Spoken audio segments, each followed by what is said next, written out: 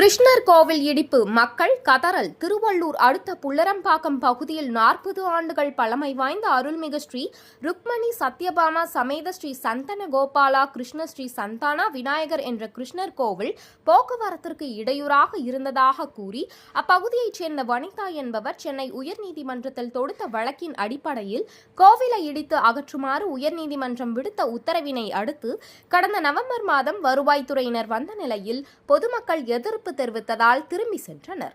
இதனால் வனிதா என்பவர் நீதிமன்றம் அவமதிப்பு வழக்கு என்று கூறி உயர்நீதிமன்றத்தில் மீண்டும் வழக்கு தொடுத்ததால் நேற்று ஜனவரி 26ஆம் தேதி மாலை டிஎஸ்பி தமிழரசி அசோகன் மற்றும் காவல் ஆய்வாளர் அந்தோணி ஸ்டாலின் தலைமையிலான 50க்கும் மேற்பட்ட போலீசார் பாதுகாப்புடன் கிருஷ்ணர் கோவிலில் இருந்த ராதா ருக்மணி கிருஷ்ணர் மற்றும் விநாயகர் சிலைகளை அகற்றி கோட்டாட்சியர் அலுவலகத்திற்கு கொண்டு சென்றனர். இந்த நிலையில் இன்று ஜனவரி 27ஆம் தேதி காலை சுமார் 5 மணி அளவில் போலீஸ் பாதுகாப்புடன் வருவாய்த்துறையினர் 2 ஜேசிபி உதவியுடன் பொதுமக்களின் எதிர்ப்பினை மீறி கோவில் மண்டபத்தை இடித்து அகற்றினர்.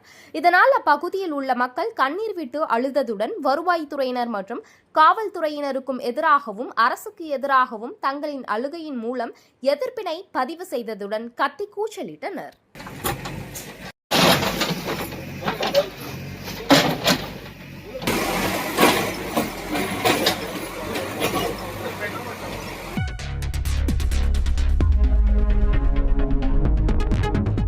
செய்திகளை உடனுக்குடன் தெரிந்து கொள்ள வேதா நியூஸ் டைம் சேனலை சப்ஸ்கிரைப் பண்ணுங்க.